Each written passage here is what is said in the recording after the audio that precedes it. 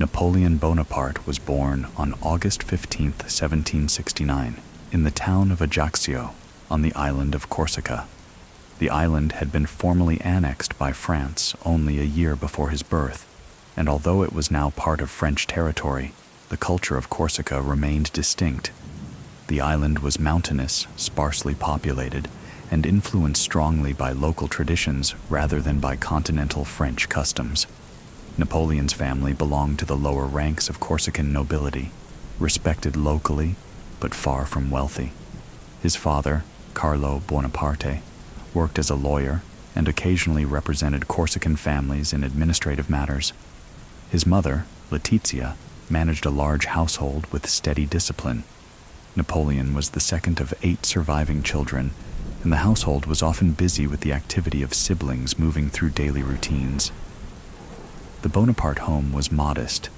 It stood in a quiet neighborhood of Ajaccio, surrounded by narrow streets and regular sounds of coastal life.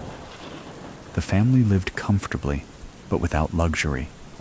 Letizia oversaw the children's behavior strictly, ensuring that chores, religious observances, and lessons were completed without complaint. Napoleon grew up accustomed to order and structure.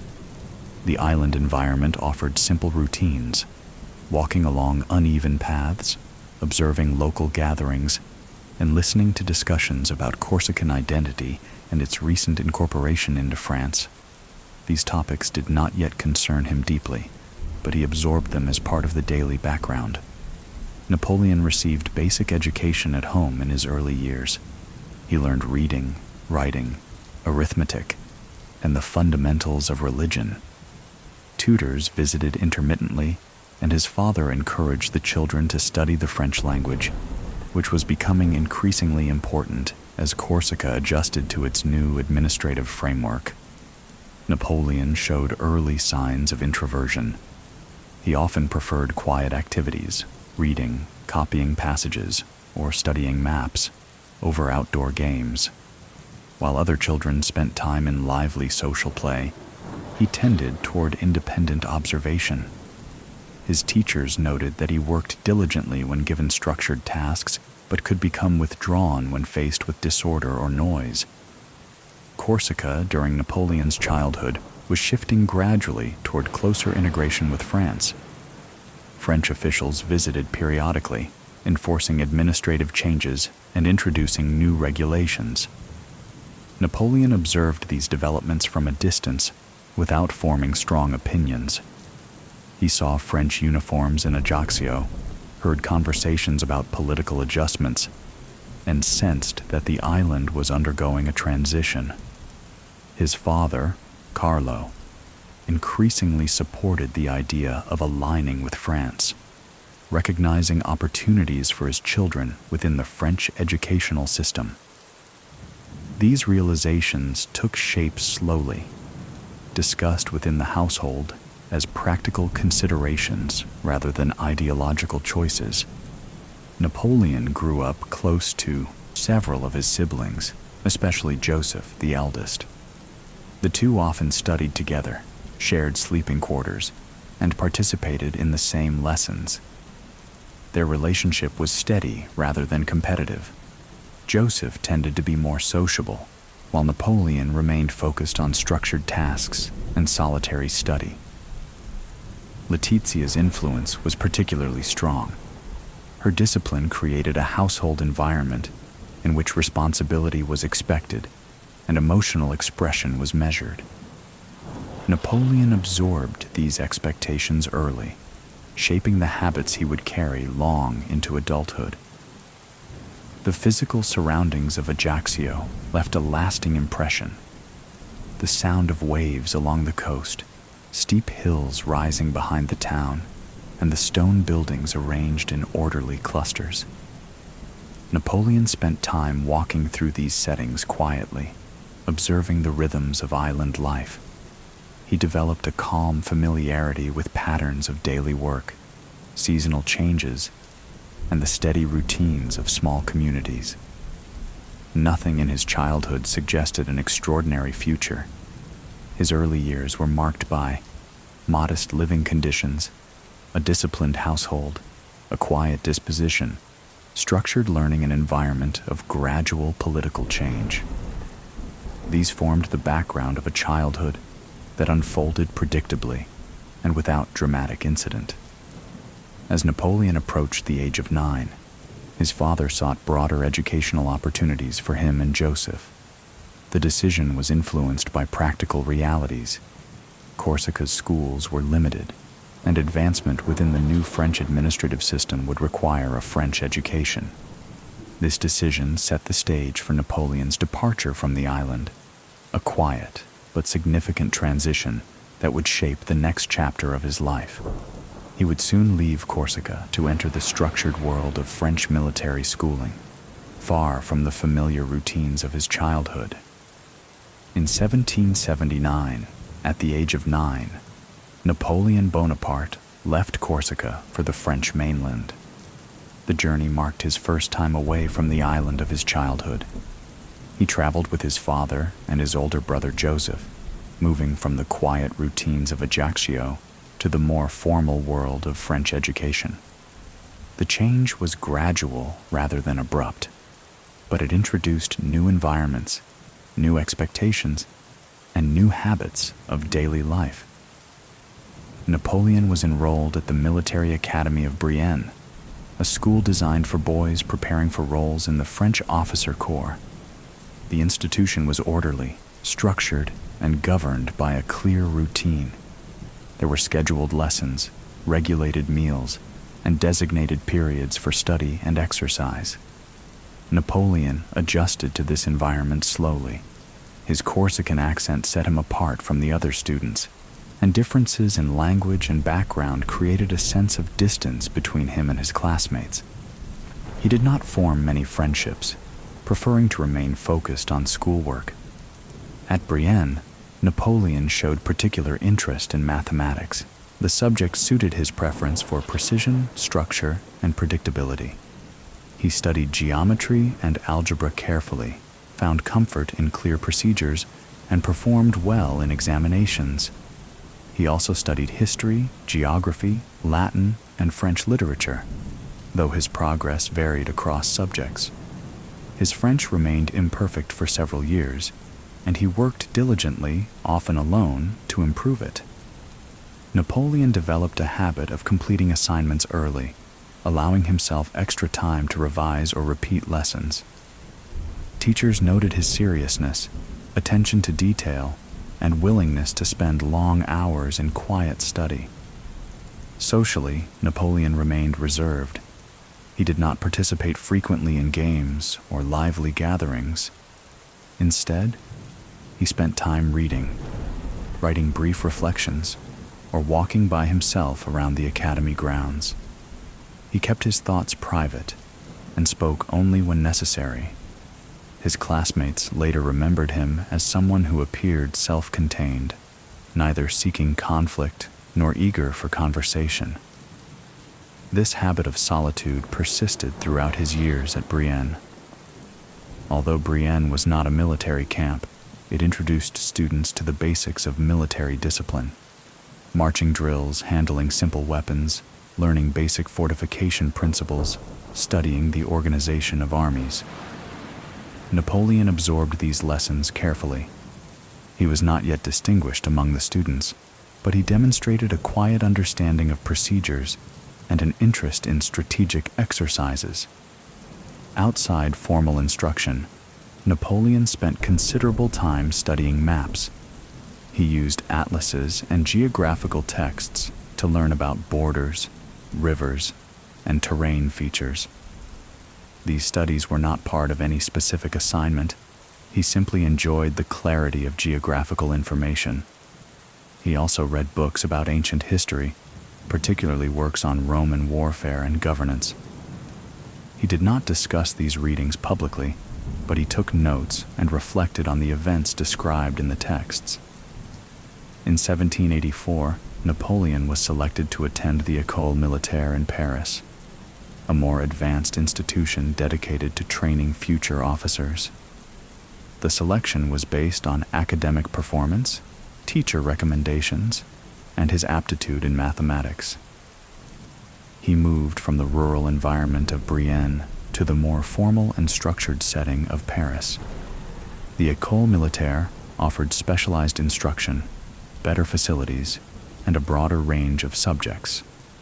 Napoleon's studies now included advanced mathematics, artillery, science fortifications, and engineering history of military campaigns, equitation, and physical training. He approached these subjects with the same discipline he had developed at Brienne.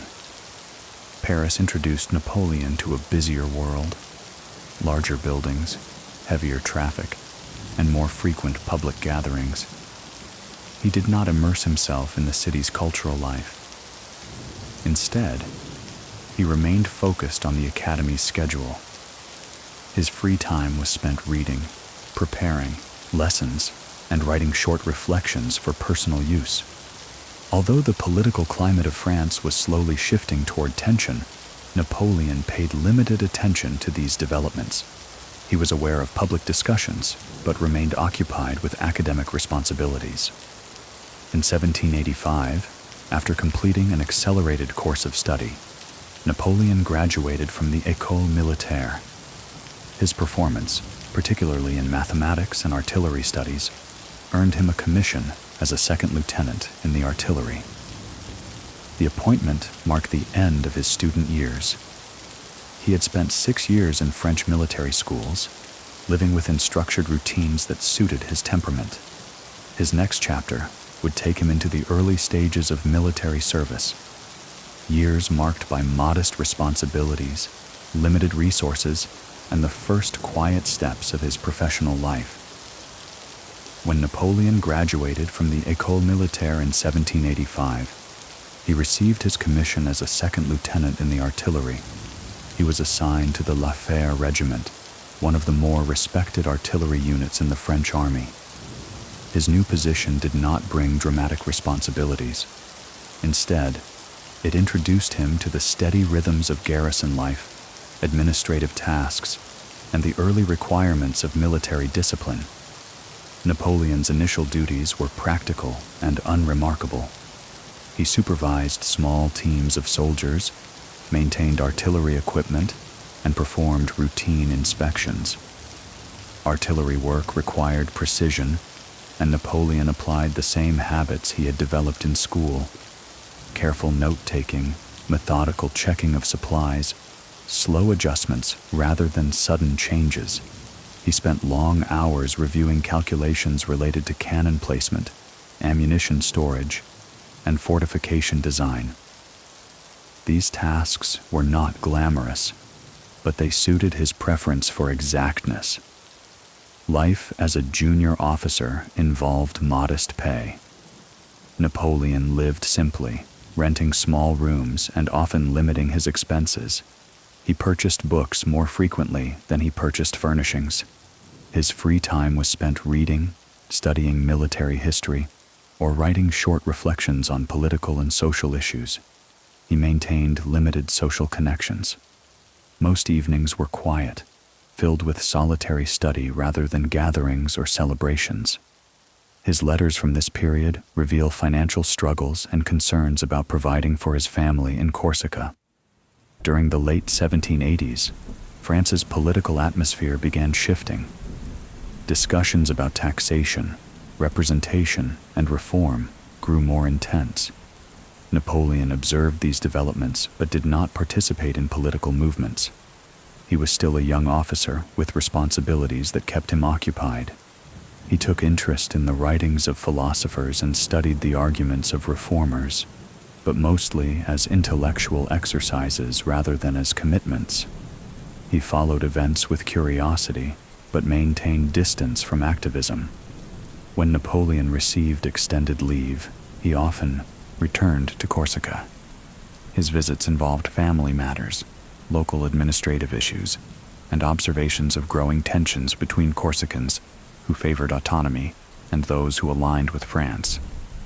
He assisted his father, and, after Carlo's death in 1785, supported his mother and siblings. He helped manage paperwork, land disputes, and financial concerns. These responsibilities introduced him to the practical aspects of administration, though he handled them without seeking public authority. In 1789, the French Revolution began. The Estates General convened, and political reforms gained momentum. Napoleon was in France during some of these developments, moving between his regiment and occasional leaves. He observed the early stages of the revolution without active involvement. Many officers struggled with shifting loyalties, but Napoleon focused on his duties, performing tasks with consistency while the nation around him changed. As the revolution progressed, several aristocratic officers resigned or emigrated. Napoleon, coming from modest Corsican nobility and aligned more with military professionalism than aristocratic privilege, remained in service. His continued presence created gradual opportunities. Responsibilities left vacant by departing officers, increased need for technically skilled commanders, openings in artillery positions due to restructuring. Napoleon benefited from this environment not through dramatic leaps, but through steady advancement within an army undergoing transition. Napoleon wrote pamphlets and brief political reflections in these years. His writings explored themes of governance, Corsican identity, and national order. They were not widely circulated, but they revealed a growing interest in public affairs. His tone remained analytical rather than emotional. He favored clear arguments and avoided personal declarations. Writing became a private way of examining changes around him. While France underwent transformation, Corsica faced its own internal divisions. Pascal Paoli, the island's influential leader, returned from exile and advocated for limited independence. Napoleon initially admired Paoli, but later grew distant from him as their political views diverged. Napoleon's alignment leaned increasingly toward the French Revolution, largely because it afforded new opportunities for advancement and because its principles aligned with the merit-based systems he favored. The shift was gradual, not abrupt. In 1793, Napoleon's military career reached its first significant turning point.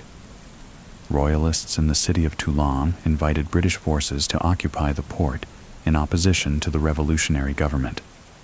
Napoleon, then a young artillery officer, was sent to assist the Republican forces. His contributions were practical, reorganizing artillery placements, supervising construction of batteries, calculating firing angles, identifying strategic positions. His work was methodical rather than dramatic, but it proved effective. The repositioning of artillery contributed to the recapture of Toulon. For his role, Napoleon was promoted to brigadier general. It was his first major rise in rank, achieved through professional competence rather than political maneuvering. By the end of 1793, Napoleon had moved from low-ranking duties into a position with broader responsibilities. The French Revolution continued to transform the military structure, creating new pathways for advancement. Napoleon now stood at the beginning of a career that would soon accelerate, not through sudden ambition, but through steady recognition of his organizational skill and technical knowledge. The next chapter would explore his early rise through the Revolutionary Army, a period marked by promotions, setbacks, and opportunities emerging from the shifting political landscape. After the siege of Toulon in 1793, Napoleon Bonaparte entered a period where small opportunities gradually led to broader responsibilities. His promotion to brigadier general did not immediately transform his circumstances. Instead, it placed him in a position where his technical skills and disciplined habits began attracting more attention within the Revolutionary Army. Following Toulon, Napoleon was assigned to the Army of Italy, which operated along France's southeastern frontier. The army faced shortages of supplies, inconsistent leadership, and limited resources. Napoleon's role focused on artillery organization, fortification planning, and advising commanders on tactical decisions. He He approached these tasks with careful preparation, reviewing maps, calculating distances and elevations, observing terrain patterns, organizing supplies in incremental batches. The Army of Italy recognized his reliability, though his position remained largely administrative. He performed his duties without seeking prominence. During this time, France was governed by the Committee of Public Safety. Military officers were often evaluated not only for competence, but also for political alignment. Napoleon maintained a cautious balance, supporting revolutionary principles and public statements while focusing on military duties in practice. Although he had risen to brigadier general, his position was not secure.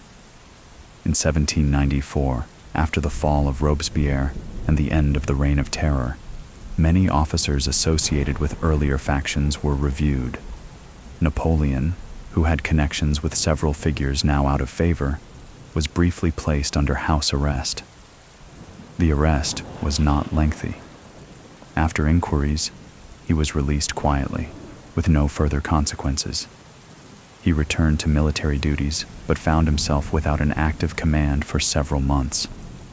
For much of late 1794 and early 1795, Napoleon lived in Paris without a firm assignment. He stayed in inexpensive accommodations, spent time reading military treatises, and wrote analyses of potential Italian campaigns. His financial situation was modest, and he often relied on loans or advance payments. This period of inactivity did not lead him to abandon his ambitions. Instead, he remained observant of political developments, particularly those related to the Directory, the new governing body that replaced earlier revolutionary leadership. In October 1795, a royalist uprising threatened the government in Paris. The Directory sought military assistance to defend its position. Napoleon, then attached to the army in a staff capacity, was available and accepted a temporary role in managing artillery for the city's defense. He approached the situation methodically, identifying key intersections, deploying artillery in stable positions, calculating lines of fire, coordinating with infantry units. His arrangements contributed to the suppression of the uprising. The event itself did not last long, but Napoleon's role demonstrated practical efficiency. As a result, the Directory recognized him as someone capable of managing military crises with calm decision-making. He was named commander of the Army of the Interior, giving him administrative responsibilities in Paris. Commanding the Army of the Interior placed Napoleon in charge of National Guard units, internal security forces, logistical coordination, public order. These duties were not glamorous, but they provided stability. They also brought Napoleon into regular contact with members of the Directory and influential political figures. He performed his tasks with routine precision, focusing on maintaining calm within the city. His reports were detailed and consistent, and his approach earned him a reputation as a reliable administrator. During this period in Paris, Napoleon met Josephine de Beauharnais, a widow with 2 children and connections to influential circles. Their relationship developed gradually. Napoleon admired her social experience and found comfort in her steady presence. They married in March 1796. The marriage provided Napoleon with new social ties, but did not alter his professional responsibilities immediately. Shortly after his marriage, the Directory appointed Napoleon as commander of the Army of Italy. This decision stemmed from several factors: his performance at Toulon, his role during the 13 Vendémiaire uprising, his detailed plans for operations in Italy. The appointment marked a significant transition. For the first time, Napoleon held a major independent command. The army he inherited was poorly supplied and low in morale, but the opportunity allowed him to apply the strategies he had long studied. As Napoleon prepared to assume command, he did so without outward display. He reviewed troop numbers, supply inventories, and maps of northern Italy. His departure from Paris was understated, reflecting his preference for structure over ceremony. The next phase of his life would involve active campaigns, administrative oversight, and increasingly complex responsibilities. His rise was not sudden. It had unfolded through small opportunities, moments of competence, and steady decision-making. The Italian campaigns that followed would further shape his reputation, establishing him as a leader capable of turning limited resources into organized success. When Napoleon Bonaparte assumed command of the Army of Italy in March 1796, he inherited an army that had been struggling for years. Supplies were limited, morale was low, and the soldiers were accustomed to slow progress and modest outcomes. Napoleon began his command with quiet, practical measures rather than dramatic displays, reorganizing divisions, inspecting supply depots, and studying maps with his staff officers. The Italian front involved two main opponents, the Austrian Empire and the Kingdom of Sardinia-Piedmont, whose forces operated in coordination.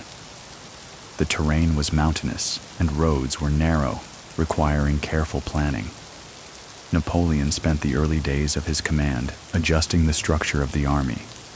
He redistributed ammunition, clarified lines of communication, and issued consistent instructions for movement and supply. He spoke to officers individually, assessing their strengths and assigning responsibilities accordingly. He emphasized routine, daily marches of manageable distance, consistent reporting, organized camp layouts, attention to food and equipment. These measures improved the army's stability without requiring significant resources. Napoleon's strategy relied on moving quickly between enemy forces that were not closely coordinated. Rather than seeking large battles, he aimed to isolate smaller enemy units, engage them, and then shift focus to the next. His early campaigns demonstrated this approach, defeating Sardinian forces at Montenotte, following with actions at Millesimo and Dago, gradually separating Sardinia from Austria. These victories were described later in calm reports, emphasizing troop positions, timing, and logistics rather than emotion. After several engagements, the Kingdom of Sardinia-Piedmont sought an armistice. Napoleon negotiated terms that stabilized the western portion of the front. The agreement reduced the number of opponents and secured resources for the French army. The negotiations were conducted systematically, focusing on practical conditions such as troop withdrawals and supply contributions. With Sardinia neutralized, Napoleon turned his attention to Austrian forces. The Austrian army was larger and better supplied, but Napoleon relied on mobility and coordinated division movements. The campaign included the crossing of the Po River action at Lodi, gaining control of key bridges advancing toward Milan. Napoleon recorded these events later in a factual style, focusing on distances covered, order of march, and timing of artillery placement. Securing northern Italy required administrative work as much as military action. Napoleon oversaw the collection of supplies, restoration of civic order in occupied towns, establishment of local committees to manage daily affairs negotiations with regional leaders. He approached administration with the same habits that shaped his military planning, establishing routines, clarifying responsibilities, and recording decisions in detail. Toward the end of 1796 and into early 1797, Austrian forces attempted to counter French advances. Napoleon responded with reorganized operations that involved careful positioning rather than abrupt movements. Two notable actions, Arcole and Rivoli, were marked by steady troop movements, use of terrain for defensive advantage, controlled reinforcements, calculated timing of artillery support. The engagements resulted in Austrian withdrawals, weakening their position in northern Italy. As Austrian resistance declined, diplomatic discussions began. Napoleon played a role in the early stages, preparing reports and outlining terms. The formal negotiations were conducted in part at Leoben, where preliminary agreements were reached.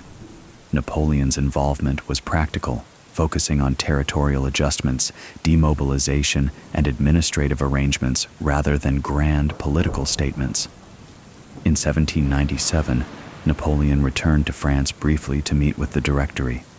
His Italian campaigns had produced significant territorial gains and stabilized France's southeastern front.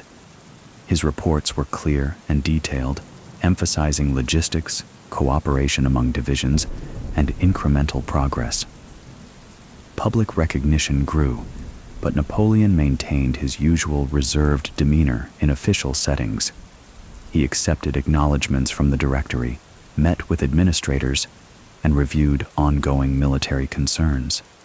By the end of the Italian campaigns, Napoleon had reorganized a struggling army, executed methodical operations, negotiated regional stability, secured territorial advantages for France, gained administrative experience.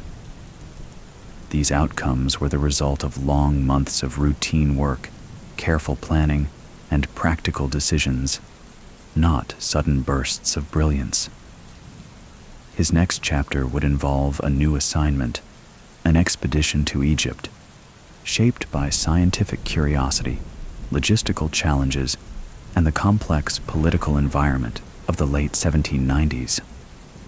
By 1798, Napoleon Bonaparte had become one of France's most effective military commanders, but the political leadership of the Directory viewed him with both admiration and caution. They supported a new mission designed to shift his attention away from European politics while advancing French influence abroad. The plan involved an expedition to Egypt, a region of strategic interest along trade routes connected to the Mediterranean and the East. Napoleon approached the assignment with practical preparation, reviewing geographical reports, supply lists, and scientific studies related to Egypt. He also worked with administrators to assemble a large group of scholars and experts whose role would be to study the region and document its history and culture. The preparations for the Egyptian expedition included organizing ships, loading supplies, assigning artillery and infantry units, coordinating with naval command, gathering scientific equipment. Napoleon ensured that the operation included individuals trained in mathematics, engineering, natural sciences, and archaeology. Their presence reflected his interest in the broader purpose of the mission, which extended beyond military objectives. In May 1798, the expedition departed from France. The journey across the Mediterranean was lengthy and required careful management of provisions. Napoleon spent much of the voyage reviewing maps, writing instructions, and studying reports prepared by the scholars. Upon arrival in Egypt, the French forces encountered new conditions: a hot, dry climate, unfamiliar terrain, and logistical challenges related to water supply and transportation. Napoleon instructed his officers to maintain strict routines to protect the health of the troops. Shortly after landing, the French army engaged Mamluk forces near Cairo. The Battle of the Pyramids in July 1798 was characterized by stable French infantry formations, controlled artillery support, limited cavalry movement, emphasis on discipline in extreme heat. The battle resulted in a French victory, allowing Napoleon to enter Cairo with relatively few disruptions. Once established in Cairo, Napoleon and his staff organized an administrative structure to manage local affairs. These efforts included forming councils regulating taxation, overseeing public order, working with local leaders. He encouraged the scholars to begin their research, documenting architectural remains, language, fauna, flora, and cultural practices. Their work resulted in detailed records that would later contribute significantly to European knowledge of Egypt. In August 1798, the French fleet, anchored at Aboukir Bay, was defeated by the British under Admiral Nelson. The loss had major consequences. The fleet was destroyed. Communication with France was limited. Resupply became difficult. Evacuation became uncertain. Napoleon received the news while in Cairo. He adjusted his plans accordingly, focusing on maintaining stability in the territories under French control. The Egyptian campaign posed difficulties unrelated to combat. Outbreaks of disease, high temperatures, long distances between towns, shortages of supplies. Napoleon implemented measures to improve sanitation and regulate the movement of troops, but conditions remained harsh. Several officers and soldiers fell ill, requiring steady medical attention. In early 1799, Napoleon launched a cautious campaign into Syria, modern-day Israel and Palestine. His goals were limited to securing French positions, countering Ottoman forces, consolidating regional control. The campaign involved sieges at key locations, including Jaffa and Acre. The siege of Acre was prolonged and ultimately unsuccessful. It strained supplies, exhausted troops, and contributed to rising illness. Napoleon recorded these operations in factual reports, focusing on difficulties with supplies, fortification challenges, and the need for consistent discipline under trying circumstances. After withdrawing from Acre, Napoleon returned to Cairo. He reorganized defenses and restored administrative routines. His emphasis remained on maintaining order and ensuring steady distribution of limited resources. By mid-1799, political developments in France reached Napoleon through scattered reports. The Directory faced instability, financial strain, and diminishing public confidence. With the situation in France deteriorating and opportunities for leadership increasing, Napoleon decided to return quietly. The departure from Egypt in August 1799 involved only a small group of officers and did not include the general evacuation of the army. The voyage back to France was lengthy but uneventful. Napoleon spent much of the time reviewing military reports and considering France's political environment. When Napoleon arrived in France in October 1799, he found the political landscape unsettled. The Directory struggled to maintain control, and the legislative councils were divided. Public dissatisfaction was growing, and several factions sought stronger leadership. Napoleon's return was welcomed by many military and political figures who viewed him as capable of restoring stability. His next steps involved meetings with advisors, discussions with legislative members, and quiet planning. A new phase was approaching, one in which administrative reform and political restructuring would become central responsibilities. When Napoleon Bonaparte returned to France in October 1799, he entered a nation experiencing administrative uncertainty and political fatigue. The Directory, France's governing body, struggled to maintain public confidence, and factions within the government disagreed on the direction the Republic should take. Napoleon, recently returned from Egypt, was seen by several political figures as someone who could provide structure and stability. His rise during this period did not occur through sudden decisions, but through a series of measured steps, discussions, and arrangements that reshaped France's political framework. Shortly after his arrival, Napoleon held quiet meetings with influential members of government, including Emmanuel Joseph Sieyès, who was seeking a partner for constitutional reform. Napoleon listened to proposals, reviewed documents, and offered practical input. Together with a small group of supporters, he helped plan the restructuring of the government. These discussions focused on reorganizing executive authority, clarifying legislative roles, establishing administrative consistency, ensuring efficient decision-making. Napoleon's approach emphasized order and predictability. On 9–10 November 1799, 18–19, Brumaire, in the revolutionary calendar, the planned transition took place. The changes involved moving legislative councils to a safer location, placing loyal troops in key positions, asking council members to approve constitutional revisions, replacing the directory with a new executive structure. Although there were moments of confusion, the process unfolded largely through administrative measures rather than open conflict. The result was the formation of the consulate, a new system with 3 consuls at the head of government. Napoleon became first consul, granting him the ability to guide policy and oversee administration. As first consul, Napoleon focused on stabilizing the nation. His efforts were systematic and covered multiple areas. 1. Government administration reorganized ministries, improved communication between departments, streamlined paperwork, established predictable procedures. 2. Legal reform. Napoleon supported the development of what became the Civil Code, later known as the Napoleonic Code.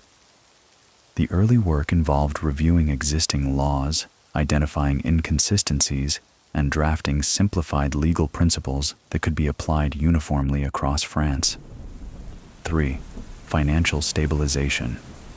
France faced significant financial strain, and Napoleon oversaw steps to restore stability, reorganizing tax collection, creating the Bank of France, regulating the currency.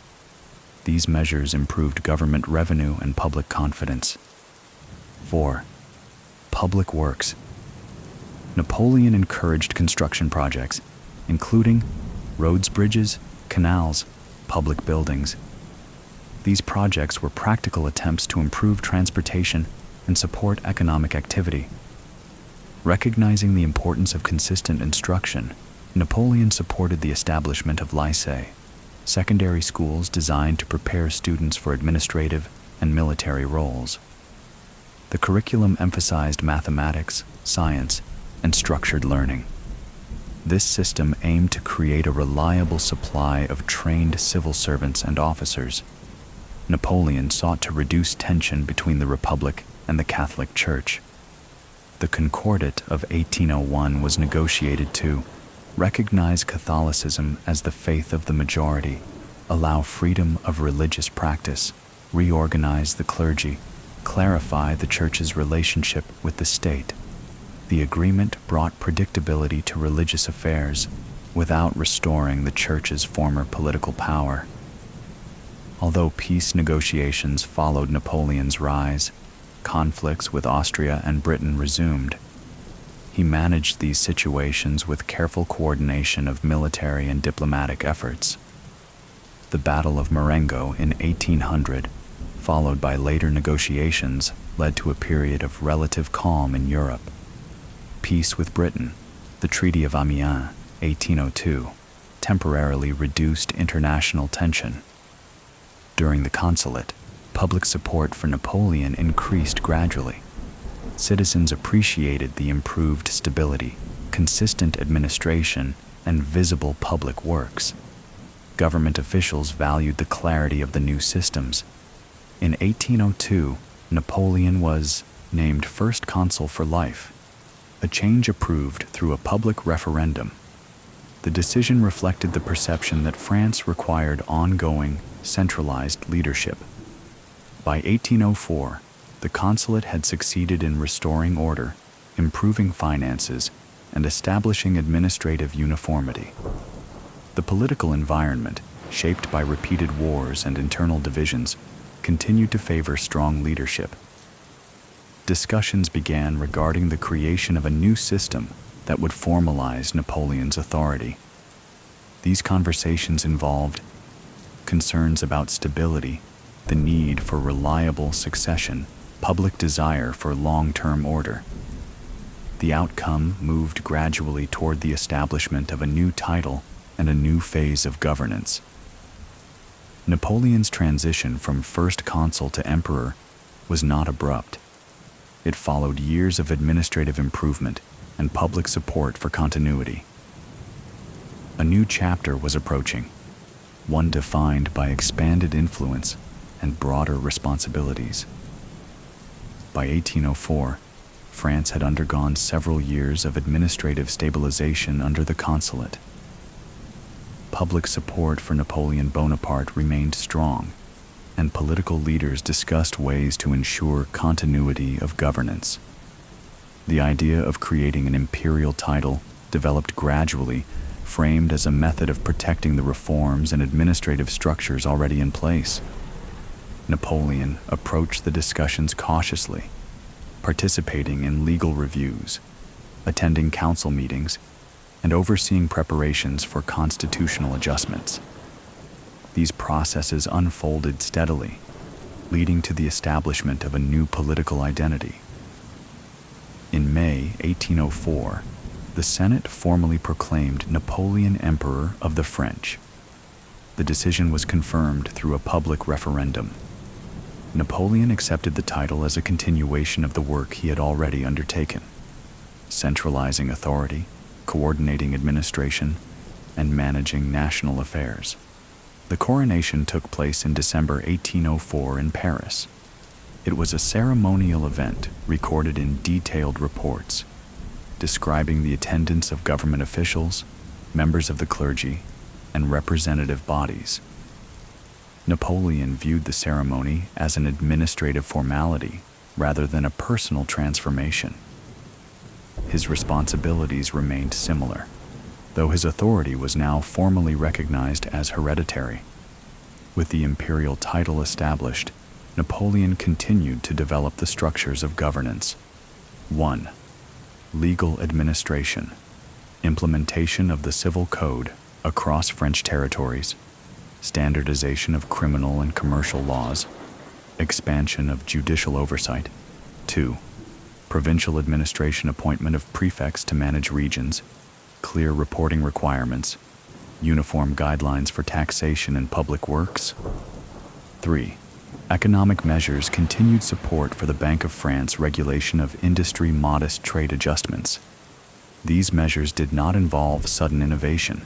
Rather, they extended existing systems with additional clarity. The creation of the imperial court introduced new ceremonial routines. Napoleon participated in scheduled receptions, diplomatic gatherings, and official functions. These events were formal, but not elaborate beyond what was required for protocol. He maintained predictable habits, early morning administrative work, detailed reviews of reports, and meetings with ministers.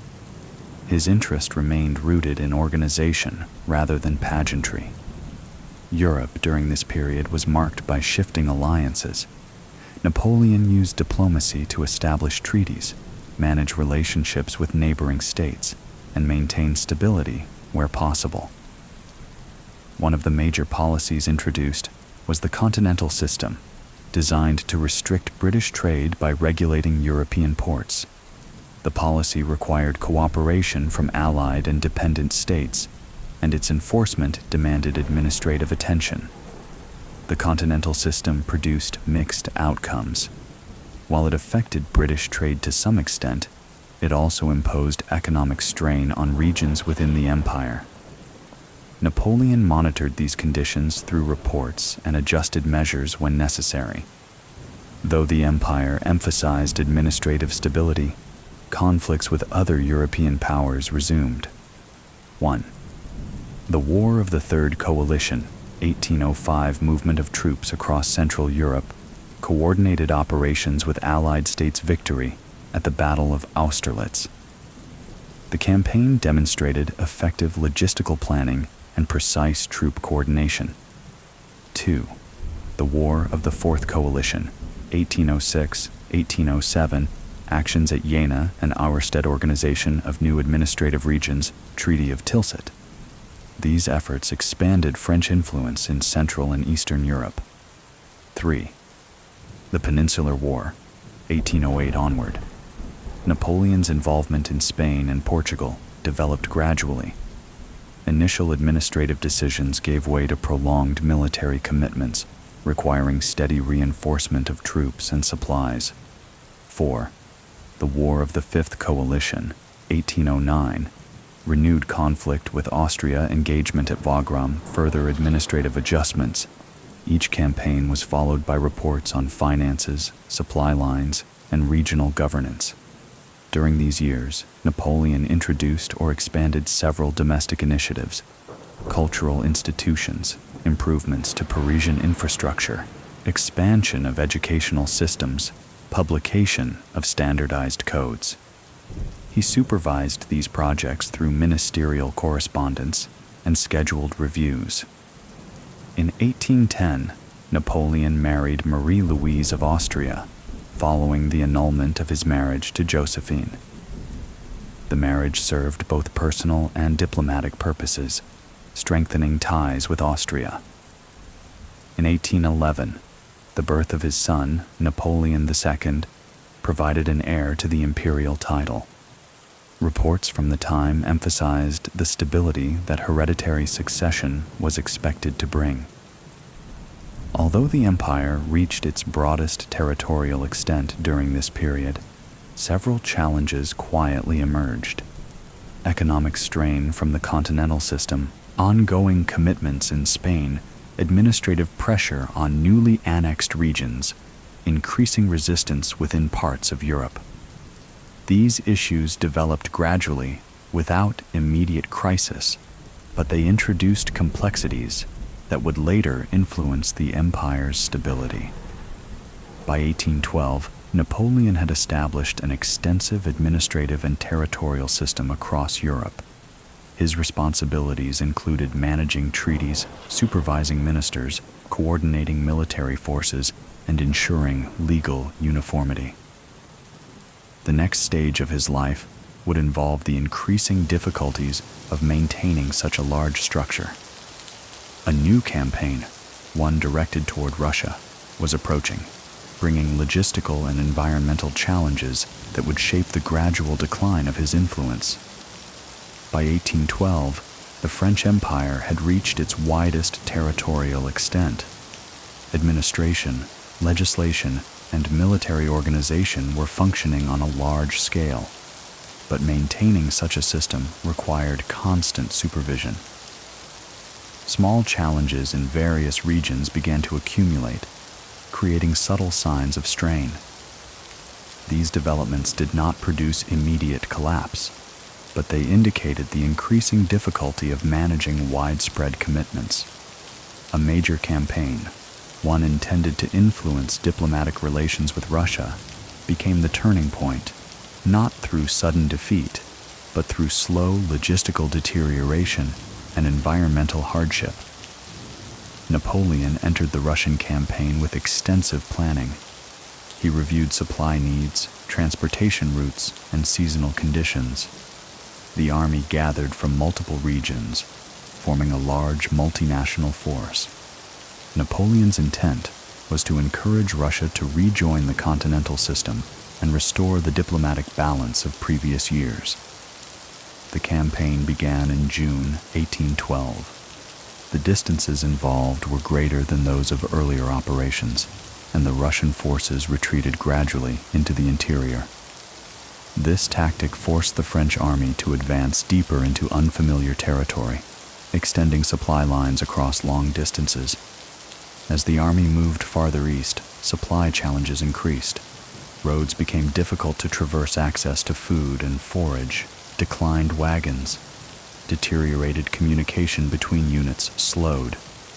Napoleon attempted to regulate consumption, reorganize provisions, and adjust routes, but the sheer distance limited the effectiveness of these measures. Reports from officers noted shortages and the strain on animals and equipment. In September 1812, the French army entered Moscow. The city had been evacuated by its inhabitants, and large fires followed shortly thereafter, limiting available shelter and resources. Napoleon remained in Moscow for several weeks, waiting for diplomatic communication that did not arrive. During this time, he reviewed potential supply routes and evaluated the state of the army. With winter approaching and resources diminishing, he eventually ordered a withdrawal. The retreat began in October 1812. The cold weather, inadequate supplies, and difficulties along the route created a slow deterioration of the army's condition. Napoleon organized rearguard actions, attempted to maintain order, and coordinated crossings of key rivers. Despite these efforts, the challenges proved significant. By the time the army exited Russian territory, its numbers had greatly diminished due to cold, illness, lack of supplies, and scattered engagements. Napoleon returned to Paris ahead of the main body of troops to address political concerns and prepare new defensive measures. Following the Russian campaign, several European powers reconsidered their alliances. Prussia joined Russia in forming a new coalition, and Austria would soon participate. Napoleon began reorganizing forces within France and the territories under French administration. He focused on raising new armies, reorganizing equipment, restoring communication lines, stabilizing administrative regions. Throughout 1813, he engaged in a series of battles in Central Europe, including Lutzen, Bautzen, and Dresden. These engagements were marked by careful planning, but the coalition forces had increased their coordination, creating new strategic difficulties. In October 1813, the coalition forces confronted Napoleon at Leipzig. The battle extended over several days, involving multiple armies. The French forces were gradually pushed into withdrawal, requiring a controlled retreat across the Rhine. The loss did not immediately end the war, but it marked a clear shift. Napoleon now focused on defending France itself rather than maintaining the extended empire. While the military situation evolved, the administrative side of the empire faced increasing strain. Regions formerly aligned with France reconsidered their positions. Some local leaders withdrew cooperation. Internal communication slowed economic effects of the continental system. Intensified, Napoleon reviewed reports regularly, adjusted instructions, and reorganized prefects, but the pace of change exceeded administrative capacity. In early 1814, coalition forces advanced toward French territory from multiple directions. Napoleon organized a series of defensive maneuvers, moving quickly between threatened areas. Several engagements demonstrated precise tactical control, but the numerical strength of the coalition steadily eroded French positions. Paris eventually became the focal point of concern. The city's defenses were limited, and political leaders negotiated independently of Napoleon. In April 1814, with coalition forces occupying Paris, Napoleon abdicated the throne. The decision followed discussions with military and political figures who believed further resistance would not restore stability. He was granted sovereignty over the island of Elba, located off the Italian coast. The arrangement included a small force for his personal security and administrative authority over the island. Napoleon arrived on Elba in May 1814. His daily routines became structured and modest, inspecting local infrastructure, reviewing small construction projects, organizing agriculture, walking along the coast, communicating with family members. Although he maintained regular habits, the scale of activity was significantly smaller than during his years as emperor. His time on Elba marked the close of this phase of gradual decline, a process shaped not by sudden collapse, but by accumulated logistical challenges, shifting alliances, and the difficulty of sustaining an extensive empire. A new, brief phase would soon follow, shaped by his return to France and the final campaign that awaited him. Napoleon's first exile on the island of Elba lasted less than a year. During this period, he maintained a consistent routine and observed European political developments through reports and letters. Over time, he became aware of growing dissatisfaction within France, particularly regarding the restored Bourbon monarchy. These conditions formed the background for his decision to leave Elba and return to France. His return did not involve dramatic confrontation. It unfolded slowly, through a series of steady advances and administrative steps that brought him back into French political life. In February 1815, Napoleon departed Elba with a small group of supporters. His arrival on the French coast caused limited initial reaction. As he traveled north toward Paris, soldiers and local officials gradually joined him, leading to a peaceful transition rather than a military conflict. By the time he reached Paris in March, the royal government had withdrawn, and Napoleon resumed authority. This period became known as the 100 Days, reflecting the short span between his return and his final departure from power. Upon returning, Napoleon focused on reorganizing the government and restoring stability. His actions included reviewing the condition of the army, reassigning officers, preparing budgets and supply lists, updating legal and administrative procedures, engaging with representatives from various political groups. He introduced the Acte Additionnel, a constitutional modification intended to broaden political participation. The changes aimed to balance continuity with a perception of renewed openness, but time was limited and many measures remained incomplete. Napoleon attempted to reassure European powers that France did not intend renewed conflict. However, his return prompted the formation of the Seventh Coalition, consisting of Britain, Prussia, Austria, Russia, and several smaller states. The coalition mobilized quickly. Napoleon concluded that a preemptive campaign might delay or disrupt their coordinated advance. He reviewed maps, reorganized artillery, and prepared supply routes for operations in Belgium. In June 1815, Napoleon launched a campaign aimed at separating British and Prussian forces before they could fully unite. Early movements were coordinated and produced a modest tactical advantage. The campaign involved initial engagements at Ligny and quatre bras adjustments in troop placement attempts to maintain supply lines communication with subordinate commanders. On the 18th of June, the French army confronted British-led forces at Waterloo. The battle unfolded throughout the day, marked by shifting weather conditions and the slow arrival of additional Prussian troops. Napoleon directed operations from central positions, issuing steady instructions to maintain cohesion. By evening, the French lines were overwhelmed and a general withdrawal began. The defeat at Waterloo ended the campaign and limited further options for preserving political control. Upon returning to Paris, Napoleon reviewed reports and assessed the military and political environment. Coalition forces were advancing steadily, and members of the government urged a transition of authority to avoid prolonged conflict. On 22 June 1815, Napoleon abdicated for the second time. This abdication was framed as a step toward stabilizing the nation. He expressed willingness to leave France and avoid additional disruption. After a brief period near the western coast of France, Napoleon surrendered to British authorities. Discussions regarding his destination concluded with a decision to send him to St. Helena, a remote island in the South Atlantic.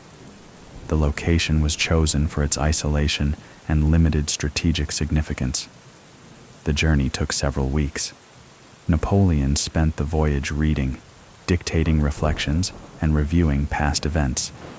Upon arrival in October 1815, he was housed at Longwood House, a residence designated for his stay. Napoleon's life on St. Helena unfolded in a predictable routine. Morning walks, reading sessions, dictating memoirs to his companions, reviewing maps and past campaigns, maintaining a simple daily schedule.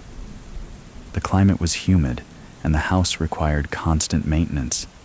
Napoleon occupied himself with writing and discussions with the small group of individuals who accompanied him into exile. Supplies arrived periodically, and correspondence with Europe continued under regulated conditions. He followed European events distantly, without direct involvement. Over the years on St. Helena, Napoleon experienced a gradual decline in health. Symptoms included stomach discomfort, fatigue, and limited mobility. Medical evaluations noted steady deterioration rather than sudden illness.